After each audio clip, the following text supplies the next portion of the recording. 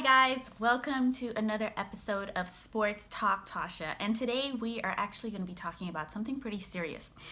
Yesterday, former Ohio State cornerback Gareon Conley was reportedly accused of rape.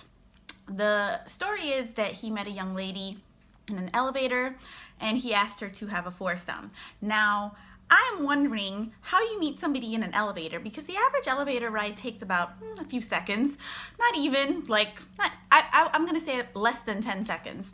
So you're on an elevator, you meet a young lady, and you ask her to have a foursome. How does that conversation unfold? But anyway, so he asked her to have a foursome, and she says that she would not have the foursome, but that she would watch him and whomever else have sex. Okay, so this ensued. She went to the hotel room and she was watching. She claims that he started having sex with her and she told him to stop, and then he kicked her out of the hotel room. He's saying that she was not, with it, so he just kicked her out of the hotel room. Either way, Gareon Conley, I'm a little disappointed in you. You are too old for this. You are not a child anymore. Once you're over the age of 18, you're not a child anymore. No more excuses. No more excuses. You are also a high-profile athlete. You are at a high-profile school. You've watched other high-profile athletes at other high-profile schools get into trouble on these rape charges, and it usually boils down to them with a stranger. Now, you meet a young lady on an elevator. You are a few days away from the NFL draft, where I've seen Gareon Conley projected to go as high as the third pick in the draft. The third pick would have been to the Chicago Bears. Now, we all know the Bears are in dire need of somebody in their secondary, so that wasn't an unlikely pick for Gareon Conley. Now, I'm looking at NFL mock projections, and I don't even see Gareon Conley in the top 10, the top 20, all because you have a lingering rape charge, all because you thought you were the man and you were gonna just have a foursome and everything was gonna be fine and dandy. No, I need you guys to think with common sense. You do not approach strangers for these things. I mean, if you really want to have a foursome, go ahead and have a foursome. But please, for the love of God, do it with somebody you trust, somebody you know more than 10 seconds on an elevator.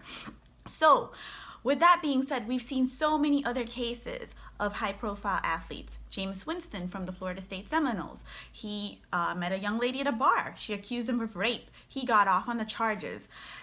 He still had to pay this young lady $1 million in a civil suit. So at the end of the day, even though he had no charges brought against him, it cost him a pretty penny. Gareon Conley, you have costed yourself a lot of money, all because you could not think with just one head.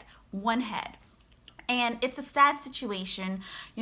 We've seen other cases where rape is very, very serious. Darren Sharper, I don't know what happened to Darren Sharper, but he went really AWOL and he raped a lot of women. And rape is a serious, serious charge. If it happens and somebody rapes you, young ladies, please, I invite you, please report it. I know there's a lot of guilt and shame that you feel because you're wondering, how did this happen to me? I understand, I completely empathize, but if somebody really rapes you, you report that rape, and I hope to God that justice is served. But for these young men who are trying to make it in life, who chances are they have worked their entire life. Most of these boys have been playing football since the Pee Wee League when they could barely walk, and it was cute watching them run on the field. So you have worked your entire life for something and you let it all go down the drain over sex. That is the dumbest thing ever. So, I don't know the situation between Gareon Conley and this young lady. I don't know if the rape charge is true or not. Unfortunately, the burden of proof in rape always rests on the person who's accusing the rape. That's just how society is. I hope to God that it gets to a point where we see less false rape accusations, because the local authorities decide to press charges against these women who file false rape charges. That's a very, very serious thing.